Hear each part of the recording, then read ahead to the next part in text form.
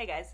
So first of all, please excuse the quality and overall kind of messiness of this video. I'm filming on my laptop because I'm in the middle of a move right now and all my camera equipment is at my other place. But I realized it's the last day of 2020 and I had said multiple times that I wanted to make a resource list of all the best books and resources that I came across in 2020 because it's been a year of finding really, really good ones.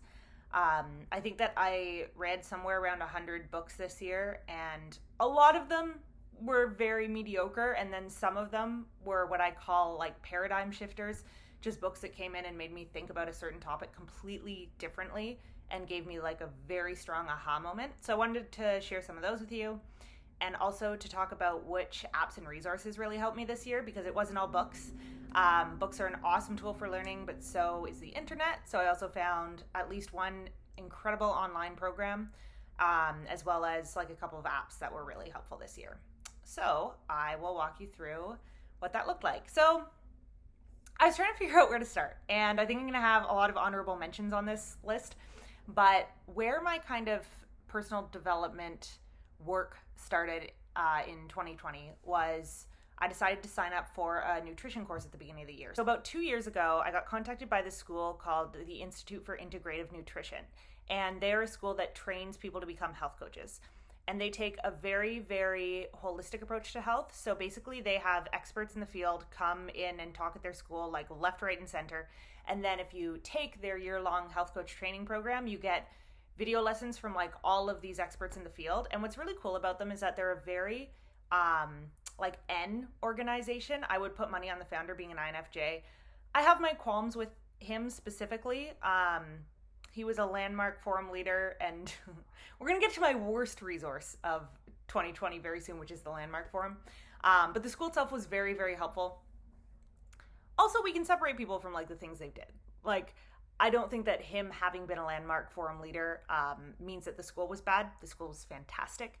I just felt the need to provide that caveat for reasons I'll get to later. But the school was really great. So I went there, did a speech in like 2018 on personality types, and I just had a very positive experience. Like the school was a bit like woo woo.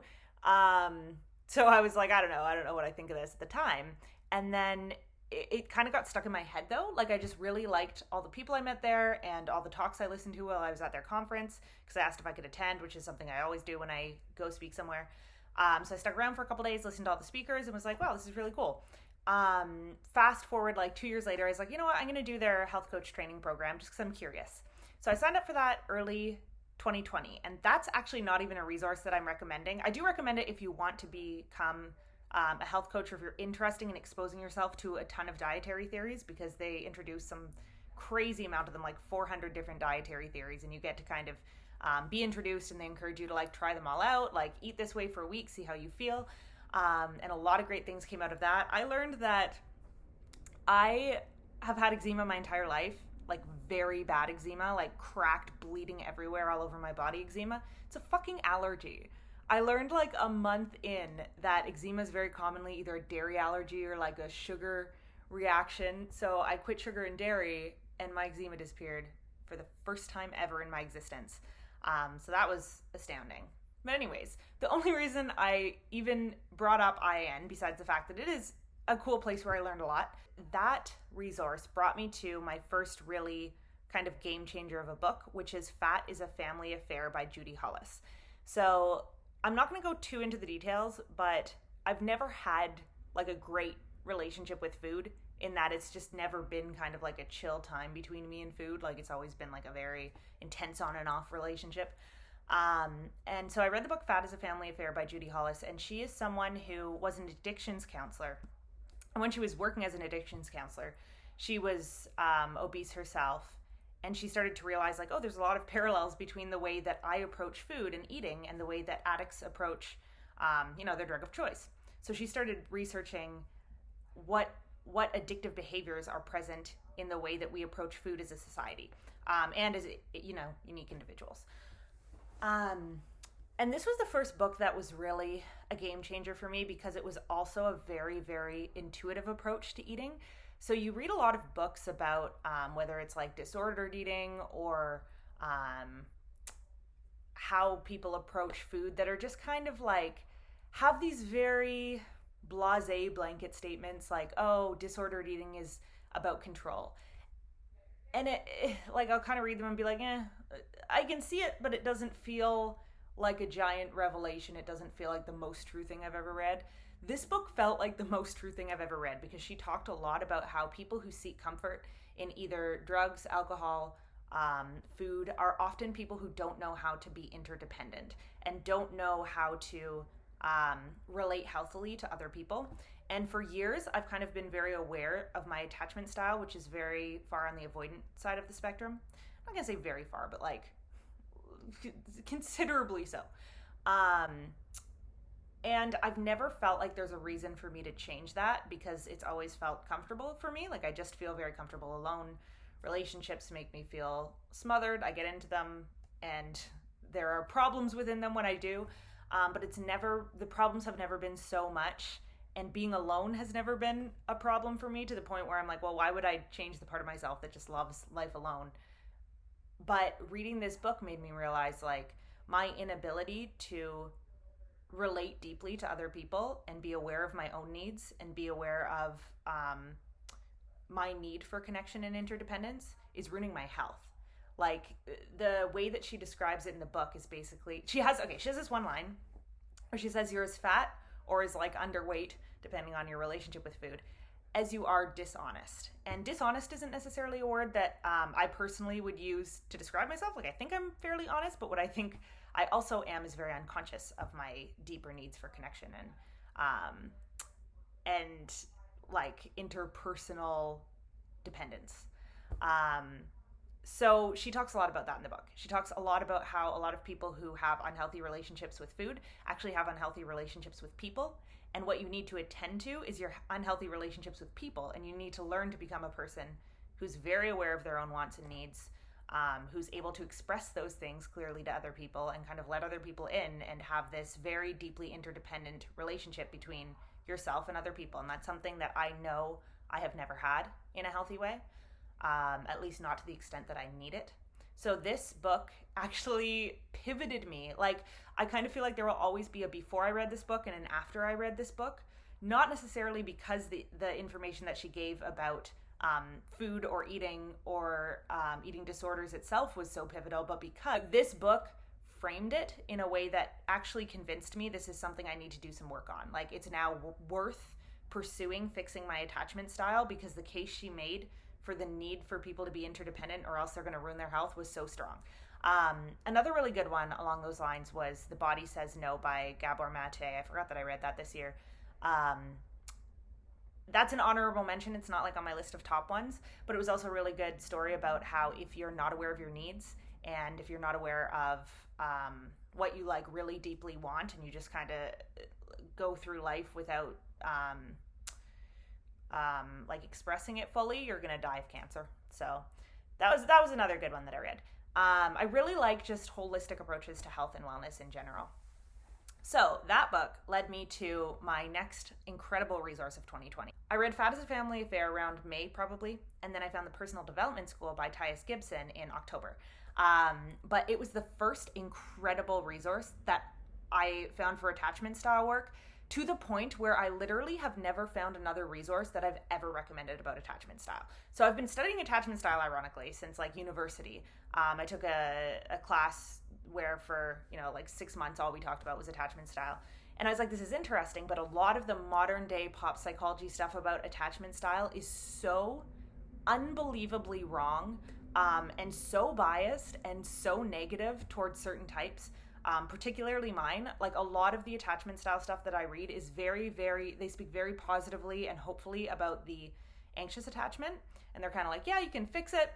I think a lot of people who do attachment style work might be anxiously attached or might have started out as anxiously attached. So they see that kind of world very clearly, similar to how a lot of intuitives are in the Myers-Briggs space, but not a lot of sensors are. So then the way that sensors get written about isn't necessarily fair or robust.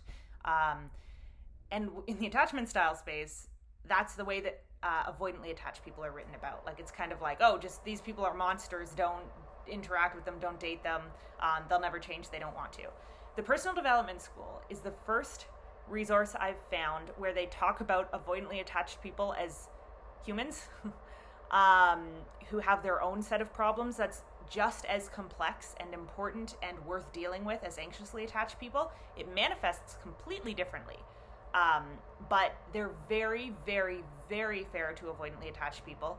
They also go really deep into the fearful avoidant attachment style, which is one where when you read about it, anywhere else, it's like, oh yeah, those people are just fucked. Like, you have no hope of ever getting better. And Tyus Gibson self-identifies as someone who has healed from the fearful avoidant attachment style, which is also called the anxious avoidant attachment style. I have a lot more videos I want to make on that, because I also think that's an attachment style that everyone like thinks they are, but most people aren't. It's like the INFJ of attachment theory. But anyways, so she deals with attachment styles that are on the avoidant side of the spectrum, whether it's fearful avoidant or dismissive avoidant, very well, very thoroughly, very convincingly. And she provides so much hope. So the Personal Development School, basically they have a YouTube channel, which was what sucked me in originally, where Tyus Gibson gives a ton of great information, like an unbelievable wealth of information. But she also has a school that you can get a subscription service to for $67, and she's made like a ton of courses. Like there must be like 50 courses on there. And she recommends an order that you take them in, and she believes that you can heal your attachment style, which is something that is commonly accepted in like the attachment style world. Like it's believed that you can heal your attachment style. It's just not always laid out how. Like they're like, just kind of work with a therapist. And I fucking hate the advice, work with a therapist, because it doesn't give enough information about, like what expectations you should, like therapy just doesn't work for everyone is the short story of it. I'm someone who doesn't respond super well to therapy. I have had experiences with therapists that have been positive for sure, but it's like if I were to rank all the things that have helped me grow and change and get better from problems I've had in my life, therapy would be maybe like somewhere between the 90 and 100th thing that's helped me. But books have helped me, courses have helped me. Just learning things on my own has helped me. And the Personal Development School has helped me in a way that I truly didn't know I could be helped by a resource. Like finding a place where my attachment style is treated so humanely and with so much empathy and so much understanding, and so much talk about how to change it and how to just change the way that you're like thinking and feeling and experiencing the world on an extremely, extremely deep level. I never thought ever in my life I'd find a resource like that for attachment work. And it's been incredible. It's really, really hard work. So I've taken 3 of the courses now. I'm aiming to take about 12 of them over the next couple of years. And I already see humongous changes just in the way that like I'm becoming aware of kind of subtle needs and emotions and ways I could be relating to people, especially my intimate relationship, that I did not know was an option to feel or to experience or to be a part of. Like it's really deeply helped me change the way that I think about things, which is not something that I do easily. Like I can be very set in my worldviews and I'm open to growth, but there's very little that I truly deeply invest in and truly deeply go, okay, this is something I'm going to focus a lot of work on, because there's only so much room in the psyche for doing that. Like you have to pick what you're going to work on wisely. And this was one where I'm like, I am all in. I'm just all in on working on my attachment style because I feel like I finally have the means to know how to do that. And that's been changing my life.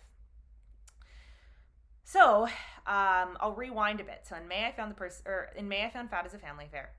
In June-ish, I found the empowerment dynamic. So the empowerment dynamic is known as the antidote to the drama triangle. So the drama triangle is a model I've been familiar with for years. It talks about how it's a conflict model, basically. So it talks about how in interactions that are not positive or not productive, people are usually taking one of 3 stances, and we all switch around and we play different roles within the conflict, but all of them are kind of destructive. So all of these roles are called victim, persecutor, and I'll just make a whole different video on it, but I've loved the drama triangle for years. But there's a book called The Empowerment Dynamic that's the antidote to the drama triangle. So it's like, okay, what to do if you don't want to be in the drama triangle anymore. And for some reason, I just hadn't read this book. Probably again, because for a long time I wasn't interested in it. Like I didn't think that changing the way I argued or interacted with people was particularly important or worth investing in. And then I ended up reading The Empowerment Dynamic this year and was like, oh, fuck me. Why did I not read this before? It is So good. It's one of those books that's kind of like told as a fable or like a like fantasy story. So you have to be able to stomach that. And like I don't like when stories are told that way. I like when someone just gives me the information. But if you can get past that, the lessons in it are so good because it's like, okay, every time you're in this role in the drama triangle, here's the role you can switch to in the empowerment dynamic.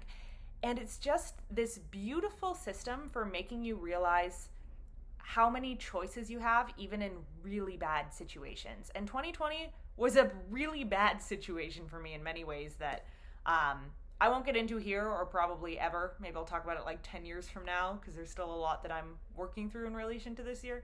But I found it when I was in a really bad place, just like mentally, emotionally. And it really drastically changed the way that I was thinking about things. And again, that's not something that a lot of books do. And the brilliant thing is I read it in one sit in the bathtub. Like I sat in the bathtub and read the entire thing because it's super short and it only gives you the information you need to know. And like a weird story about a guy walking on the beach that like narrates all the information. But I love when books do that. I love when you don't have to read like 12 chapters of complete bullshit. They just give you like, oh, here's the point of this book. I'll give it to you in like 5 chapters. So you can read it in an hour. It's super short. And if you integrate it, here's the thing about the drama triangle. I've never found a model that works 100% of the time until I found the empowerment dynamic. The empowerment dynamic is tricky because a lot of the time it really requires you to let go of attachment to something that you have in your life, let go of your attachment to outcome, or let go of your pride. But if you can do that, it will work 100% of the time. I've never had a situation where I have earnestly and wholeheartedly chosen to step into the empowerment dynamic in any sort of interpersonal interaction or conflict and had it not work. So I love this model because I truly on my deathbed believe it works 100% of the time. So The Power of TED or The Empowerment Dynamic is an awesome book. I did say I would circle back to my worst resource of 2020. So right in the middle of this list, let me stick that in there. Fucking Landmark Forum. I went to the Landmark Forum the last week before quarantine started. My last free weekend I used at the Landmark Forum, and I will regret that forever. But, not actually though, because basically Landmark was this resource I'd been hearing about for years. People either think it's a cult or they absolutely love it. And I totally get why. Like sitting in the Landmark Forum was kind of like having a friend come to you and be like, my partner beats the shit out of me, but they love me so much and you don't understand. And it's like, I'm sure both things are true. I'm sure they love you. You're not always sure of that, but like I'm very much of the belief abusive partners can love their partners. They're just like, all fucked. But you're like, yeah, they love you. I get it. When I talk to people who are hardcore committed and converted to Landmark and they're like, Landmark understands me. They love me. I'm like, okay, but they're also beating the shit out of you psychologically. And there is an option to be loved without having the shit beaten out of you, just so you know. And that's how I feel about Landmark. It's like, I get that it provides people with good resources, but it also mentally, emotionally, spiritually, and financially beats the absolute loving shit out of people. And it is the worst take on trauma I've ever seen in my life, the way that they talk to people about trauma and approach it. And I went down like a wiki hole, and basically, if you go down a wiki hole about Landmark, you will find some dark ass motherfucking shit in there. So that was my worst resource of 2020. Run screaming in the other direction from Landmark if anyone ever tries to like convert you, because it's all about like, enrolling people in the possibility of giving Landmark money. Don't do a Landmark forum. Don't do it. Personally contact me. I will get on the phone with you. I will give you a plethora of other resources that give you the same information that you would get from Landmark, because again, they do have good information. That's how they pull people into their web. But without all of the spiritual, psychological abuse. A lot of it was just kind of pulled from like NLP stuff. Like I noticed a lot of the same models in Landmark that are in NLP, which is not surprising because they both have backgrounds in hypnosis and stuff like that if you go far enough back. Both systems are corrupt in certain ways, but Landmark is blatantly, brazenly, unabashedly, horrendously corrupt. So yeah, that was my worst resource of 2020. I understand that it's changed people's lives, but at what cost is always my question. Like, you can do it in a very different way. Very, very, very different way that does not end up causing more problems than it creates. Anyways, next resource. So I'm hopping around in time a little bit here.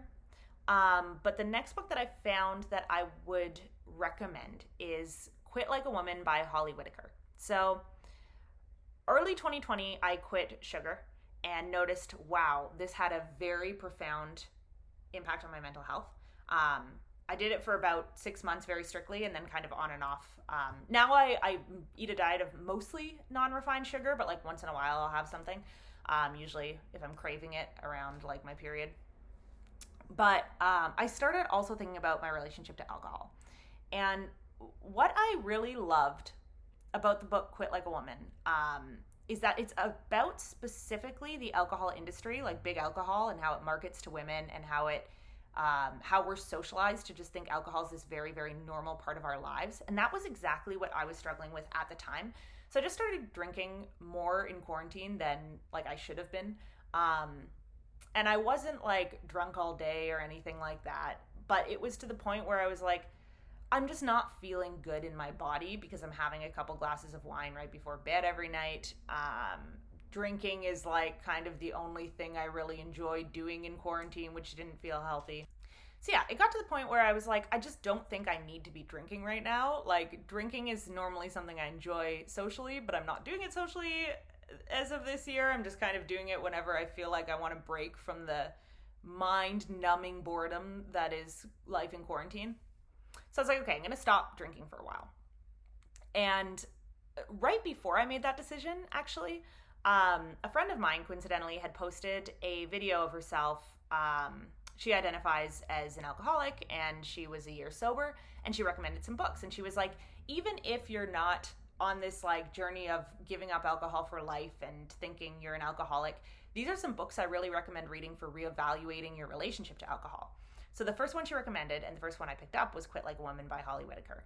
And I loved this book because it wasn't my favorite book in terms of like, I didn't have these like brain orgasms. It wasn't blowing my mind or changing my world, but it was giving language to something that I had already kind of felt but didn't know how to put into words exactly yet, which was that we create this very intense dichotomy in the world between alcoholics and people with a normal relationship with alcohol. But she's like, this is a like very, very destructive drug. And it's true. Like, alcohol is physically worse for you than a lot of the very hard drugs that we think of as very bad and shame people for using.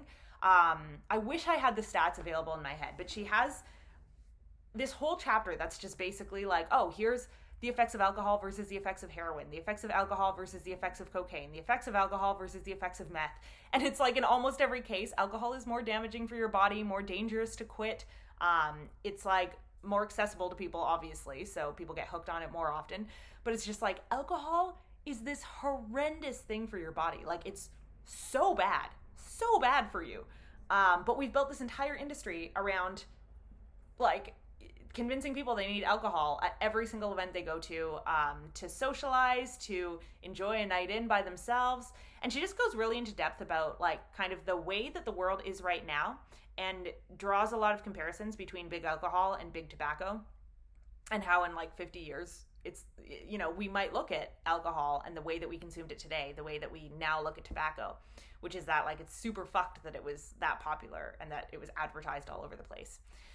So that book actually changed my thoughts a lot on drinking, because I've always been of the kind of thought that like, oh, the only reason you would ever quit drinking is if you're an alcoholic. And I don't identify as an alcoholic. Though interestingly, when I read the legal definition of an alcoholic, I don't know who defines it.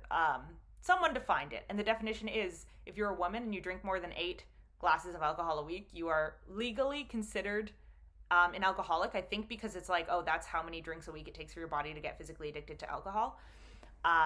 So by that definition, I was an alcoholic, but I was not an alcoholic in the way that we think of alcoholism, which is like, oh, can't stop drinking, like alcohol's ruining your life, like nowhere even close. So I always thought, okay, I don't have to evaluate my relationship with alcohol. And this book made me realize like, fuck yeah, I do. Like, this is a very bad drug that I'm putting in my body regularly, and I'm completely unconscious about my relationship to it. Anytime you use like an illegal drug, I feel like there's this kind of whole thought process behind it, or like there should be, where it's like, oh, I'm using a drug. Like, I will not use this drug all the time. I will have this experience and I will make sure I'm like using it responsibly and stuff. But we don't have that for alcohol, or at least I don't. Like, I never think of alcohol as a hard drug, but it is. It's literally worse for us than a hard drug, and we use it all the time. So it's like, okay, that's fucked up. If I were using other hard drugs every day, casually, I'd be like, time to think about my life. But alcohol never gave me that pause. So I'm like, okay, it's time to give myself that pause. So I decided to quit drinking for 100 days. I kind of arbitrarily was like, if I start now, this was late September. If I start now, my 100 days of sobriety will fall on January 1st, which is tomorrow. Which I kind of liked, because it was like, okay, December has my birthday, it has Christmas, it has New Year's, it has all of these major events that usually I'm just like fucking drunk as shit through all of them. Like for like 2 straight weeks in December, I'm always just drunk. And I kind of like the idea of quitting drinking through all of those events and just seeing like how I feel as an experiment. So I stopped drinking on September 22nd, and I downloaded the app that I will recommend as my next resource called I Am Sober. And I decided to do it just because, like, I like to track things. Like, I always feel like I do the best at maintaining something if I have a tracking tool for it. So it was a tracking tool. Every day it, like, prompts you and it gets you to pledge that you're not going to drink that day. And it gives you, like, a running count of, like, oh, I've been sober for, like, 1 day, 2 hours, 30 seconds, 31 seconds, 32 seconds. And I'm like, I love this. It's just, like, crack for the part of me that likes, like, to pay attention to, like, how things are progressing. But what I did not expect to love in the group, or in the app, was the group. So I'm someone who, in like the 4 tendency systems, I'm a questioner. Like, external accountability does almost nothing for me at all. It just, like, it's fine. I can do it. I can, like, if I make a commitment to something and it's with other people, like, I'll do it because I wouldn't have made the commitment if I didn't want to do it. But it does nothing extra for me. Like, I've never felt truly motivated by having external accountability. But this group, weirdly, was like the first group I ever felt like, oh, I'm actually motivated to continue my commitment to not drinking because of this group. Because I got so addicted to the group dynamic, ironically. But it was just like a good group of people. There's a lot of, posts that I don't relate to or whatever. But basically, everyone comes in. Most people are anonymous and have a pseudonym. I do. But we all got together on day 1 and everyone talked about, there's like kind of like a forum board, and everyone is talking about like why they're quitting drinking. And some people are like, I've been an alcoholic for 70 years. And some people are like, oh, I just don't really want to. It's bad for my health. But there was a little group of us who were all in it for 100 days. And we were all had the same intention to like stay sober until January 1st. And I got so into that tiny group of us, and I started feeling so connected to these people, which was so strange. Because remember, at the time, I'm also working on my attachment style, which is avoidant, which it's like I'm a very outgoing, very friendly, very enthusiastic person, but I don't have a lot of like intimate connections. Like, even my 2 closest friends in the world are both also avoidantly attached, and it's like most of our exploration of life together is just either very intellectual or very like making a lot of jokes about things. As soon as it gets like real and emotional, we just like laugh about ourselves. But this group was very much about delving into why people were drinking. And that was really interesting to me, because at the time I was delving into why I use food and alcohol as comfort. And I always have. I have my whole life. Not ever to the point where it's become an outrageous problem, but still more often than never, which is the amount that, in my opinion, we should be using junk food and alcohol as comfort. And this group was really into exploring that. So people were talking about their triggers. They were talking about like, oh, this happened in my marriage today. This happened at work today. I have this fucked up family dynamic that makes me want to drink. And I'd never felt like I was part of a group where I could share parts of my life, probably because it was anonymous, was why it was so comfortable. But I found that like, oh, I started sharing things. I started being like, yeah, I fought with my partner about this today. It made me angry. And anger is my single biggest trigger for drinking, because as an Enneagram 8, I learned very early in life that the way I go from like 0 to 100 when I'm angry is not productive. Like it's a very big challenge in relationships, to say the least. So when I was older, when I would feel myself get angry very quickly, I would often like just be like, oh, I want to have a beer. And I would go have a few beers or whatever. And it would calm me down enough that I wouldn't get very outwardly angry and I could approach the problem in a slightly more patient way. I don't have any patience, but alcohol actually like kind of helps me feel like I have patience in the moments when I don't. So I was very much using it that way. And that's one way where it's like a very clear linear connection, like Heidi angry, Heidi drink to control. It's like conscious. Like, it's like, I know that's what I'm doing, right? So I started talking about that, about like other things that trigger me to drink. And I was just very impressed with the community. And, yeah, it reminded me of, so in Quit Like a Woman, one thing I really liked about it was the fact that they talk a lot about how AA is not necessarily the best approach. It's just kind of like the most widely marketed approach. And I have nothing, I mean, like if AA works for people, that's great. If you're struggling with alcohol addiction and AA is what helps you quit that, awesome, cool, keep doing it. But AA really never appealed to me. I've heard horror stories from it. I've heard it's extremely dogmatic. So yeah, I was never interested in AA. Quit Like a Woman was very critical of AA, as are many books I've read since. And I learned a lot about how AA is statistically actually not the best way to quit drinking. Like, more people who quit on their own are successful than people who go through AA. AA is just kind of the most heavily publicized one. Where was I going with this? Oh yeah, so what I liked about the I Am Sober app was that it doesn't brainwash you and make you think like, oh, you're an out of control alcoholic who can never have another sip again. And it was a very chill app. Like, it's very like, oh, some people are just here because they want to take a break from alcohol. Some people do identify as alcoholics and they're also going to AA while they're a part of this app and they have sponsors and all the other things. But other people are like, yeah, I just want to take a break for 100 days. Or other people are like, yeah, I don't identify as an alcoholic, but I've just been drinking too much and I want to get back. And it was very, very inclusive, and the group dynamic was very inclusive of everyone who is at any stage in their relationship to alcohol. Like, there's even times where people would be like, oh, I drank last night, and people would be like, how do you feel today? So it was a very good resource for people who are just kind of like, oh, I want to re-examine my relationship with alcohol, but not like go to AA because for whatever reason.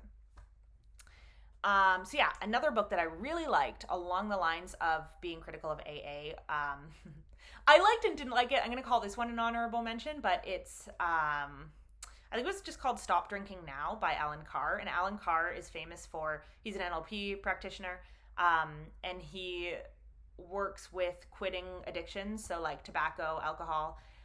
And what I really liked about his book was like medium. Like, the book itself, I was like, okay, this is medium. I really like it because I'm an NLP person, but like, so it fits very neatly in my brain. But if I wasn't an NLP person, like, I don't know if it would have been the book that changed my life. And it wasn't. But he was saying like, oh, my clients come to me and they want to know, when am I no longer a problem drinker? Which is the term he uses a lot. When is my drinking no longer a problem? And he's like, in some modalities, there's no answer to that question because it's only not a problem once you're dead and you haven't drank for your entire life since your sober birthday. But he talked about it as, you're a non-drinker the day you no longer want to cope with your problems through drinking. So the first time you realize that you no longer want that old coping mechanism. And I fucking loved that answer. That's such a clear, measurable response, in my opinion, even though it sounds a little bit vague. But that's how I decided to measure my own progress in relation to alcohol, in relation to quitting sugar. It's no longer about how long have I used my willpower to overcome the desire that will always be there to do this thing. It's, when is the desire gone? And one thing I feel very proud of is like I hit my 100-day mark tomorrow, or I will hit my 100-day mark. Actually, tonight. I hit it tonight. I don't think I will be alcohol-free forever. But it's like, what really surprises me is that I don't want to go back to drinking. Like, my partner asked me earlier, like, oh, you're hitting your 100 days tonight. Should we have like a glass of champagne at midnight? And I was like, I don't want to. Like, it's not even a thing where I'm like, oh, I'm a new person. It's just like, I've learned different coping mechanisms, and I know that if I have some champagne tonight, I'll just probably, like, I'm not going anywhere, so it's not going to be a fun, joyous experience with friends. I'm just kind of going to wake up and be like, the sugar made me feel bad. And I'm very surprised by that, because I'm not, like, inventing that. Like, I truly just don't want to drink because it doesn't feel worth it. I'm like, oh, if I want to feel like I'm celebrating, I'll do something else to celebrate. Like we're going to like dress up and like order in pizza and just like have a reflective call with like some of our friends who we saw earlier who we haven't seen because of quarantine this year. And it's like, I don't know, it's just interesting because I the most interesting part of this experiment has just been the fact that I really didn't expect to finish it no longer very interested in drinking. I thought I'll give myself a break. But yeah, I learned to really change my relationship with alcohol, with sugar. And those are things I didn't expect at all this year. So the Alan Carr book is really, really good for kind of creating a benchmark for yourself that makes a lot more sense than having like a very clear, harsh external benchmark for like, oh, if you don't drink for 5 years, then you drink once, all of a sudden your life is in chaos again. Because it's like, I won't go there. But anyways, last resource is this book called How We Change and 10 Reasons Why We Don't by Ross Allen Horn. This book was one that I found, I think, in November of this year. And I was having a really bad weekend. And I had gone and checked into a hotel in my town. I was living in Vancouver at the time, which is something I like to do when I'm feeling stressed or overwhelmed. Like alone time really, really helps me just kind of feel like calm and relaxed and like I'm nurturing the relationship I have with myself, which feels very healthy for me. And so I decided I'm taking a weekend and, giving myself like a staycation. And I checked into a hotel in Vancouver and I walked to a bookstore because in Vancouver everything was like still mostly open because it hadn't been very hit by the virus at that point. I walked into a bookstore and the book How We Change and 10 Reasons Why We Don't was like sitting there on a shelf. And for some reason I just felt very like, oh, I want to go pick up this book. And I'm not big on like, oh, like your intuition is guiding you to walk over here. But this one really felt like one of those things. I went over, I picked up this book and I just was like, I have to buy it. Didn't know why, so I bought it. And I walked to my hotel room and I had this whole weekend of activities booked for myself at that point. I was like, I'm going to go for like a long solo bike ride at 4. I'm going to book out the pool at 6. I'm going to take myself out to dinner at 8. And I sat down with this book and just watched every single plan and commitment I had made for the weekend disappear, like hour by hour. Okay, guess I'm not going on the bike ride. Guess I'm not going to the pool. Guess I'm not going to dinner because I couldn't fucking put down the book. And that doesn't happen to me with a lot of books. Normally, like I'll binge read fiction maybe because it's designed to be binge read, but especially with nonfiction, it's like I'll read a few chapters, kind of put it down, think about it, go about my day, pick it back up, read a few chapters. This book was the first nonfiction book in maybe 5-6 years that I just read cover to cover and then just turned back to the front page and read it again. I don't know if it was just because of kind of where I'm at in my life and some other things that were going on in my life that made it the perfect book at the perfect time kind of thing. But this book felt like it was giving me the answer to questions I had just had boiling in my subconscious my entire life. So the book talked a lot about the first kind of concept that I'll backtrack actually a little bit. So as you can see through my entire ramble that has become way more about me and my life than the resources I'm recommending, this year has been about changing my habits and behaviors for the most part, among many, many other things. But at the time, there were still a lot of behaviors and habits that I'm still at this point actively working on that I felt like I wasn't really making progress on and wasn't really getting the ball rolling on. And they were problems I'd identified as having had present in my psyche like my whole entire life. Like since as long as I can remember being a conscious human being, there were these certain ways of thinking about things that I knew or I know now aren't healthy and I needed to change, but I couldn't really get the ball rolling. And I read this book and I was just blown away because it talks about not how to change. It does talk about how to change, but it mostly talks about why we don't change and why we can have these problems that are very present that we know we need to fix and we know we need to get to and we don't do it. And the first thing the book asks you to do is make the case for not changing.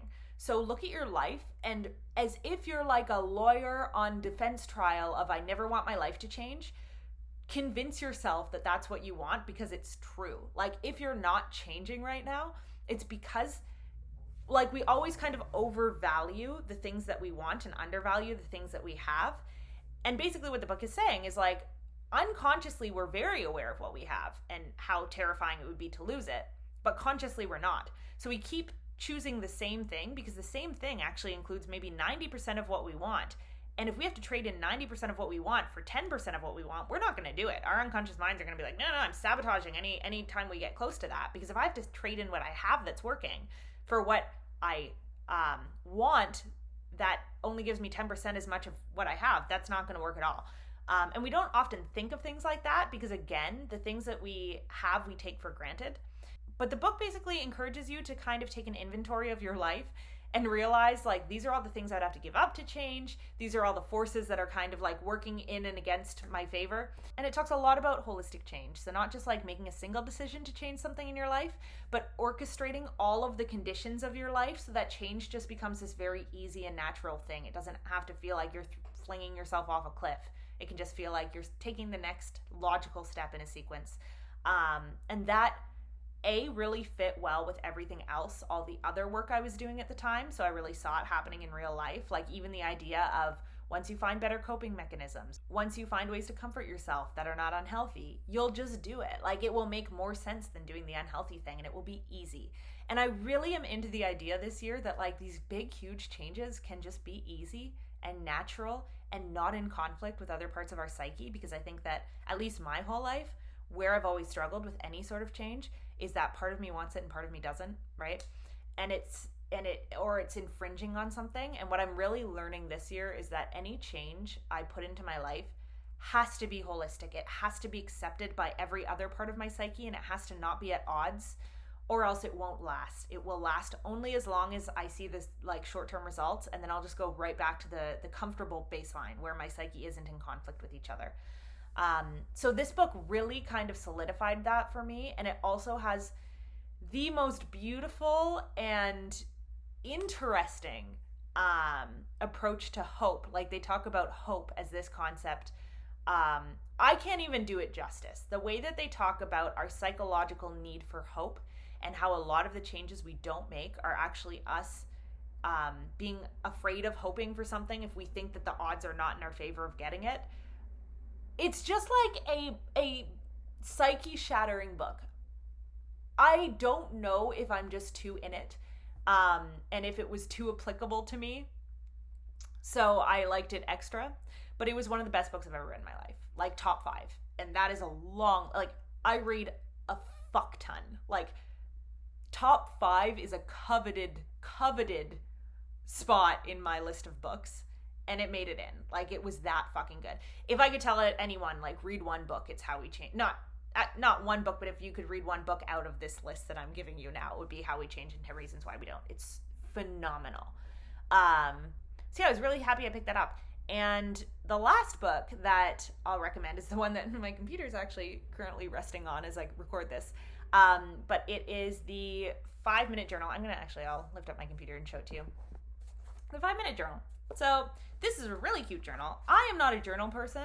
I used to be when I was younger. I kept journals a lot, but as I grew older, I never kept them. But this is actually a journal that my friend gifted me in 2017, and I was having a shit year in 2000, like a bad year in 2017. Yeah. And my friend gifted me this journal, and I remember I used it for like a month or two when things were like very bad. And I was like, oh, this is really helpful. Like, it's just a really helpful tool for prompting me to think about things in a better way. Because basically every day, I'll find you a blank page. It's like you have these little activities you do. So in the morning, I do it first thing when I wake up every morning. And it asks you to list 3 things you're grateful for. And I've never been like a gratitude person, you know? Like, I've always been like, it's kind of a dumb concept.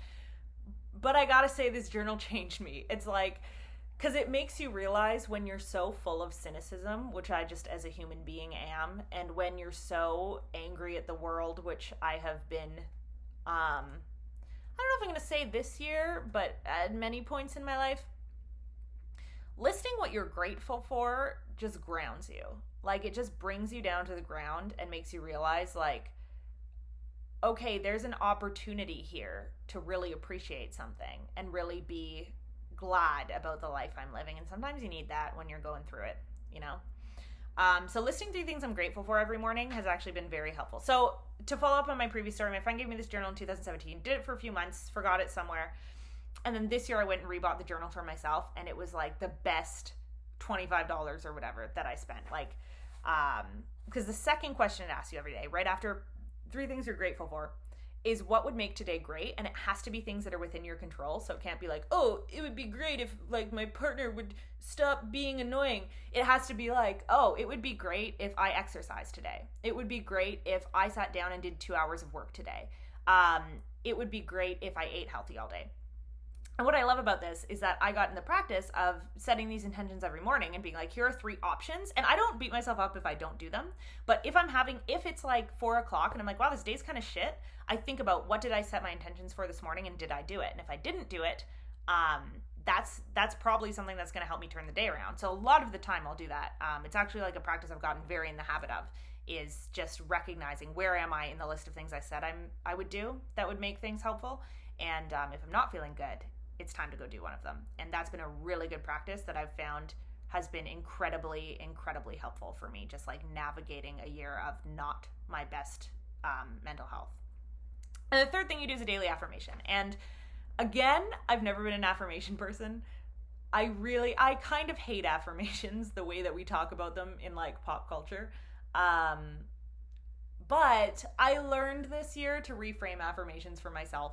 And instead of going like, okay, I'm a famous superstar and like telling my unconscious things that just aren't true, I decided to capitalize on just like having growth mindset affirmations. So some of my, like, I'll just randomly open to some of them. Like daily affirmation, I am growing new skills to be more emotionally self-aware, was one that I wrote a few months back. Daily affirmation, I'm learning to not judge myself for my feelings and to let myself be aware of what's coming up for me in the moment. So things like that, where it's more about things that I can practice, like daily practices I can hold for myself, than telling myself I'm somewhere that I'm not, that my mind's just going to reject. So yeah, that's cool. And then at the end of the day, you go to the little nighttime section down here where it's all dark. And it says 3 amazing things that happened today. So you just write down like 3 things that were pretty cool that day. And then how could I have made today better? And that is a question I really loved that I feel like has been changing a lot for me this year, because it provides you the opportunity to think critically about your day and just be very mindful of when did I feel good today and when did I not feel good today. So this has actually been very helpful for me, especially in relation to my journey of figuring out like how much sugar I want to include in my diet. Because there'd be days where I'd be like, okay, I'm gonna have like a sugary thing, and then I would regret it, and I would put it in the journal, and then the next day, if I was like, oh, I want that, I'd be like, oh no, at the end of the day, it's gonna be something I regret.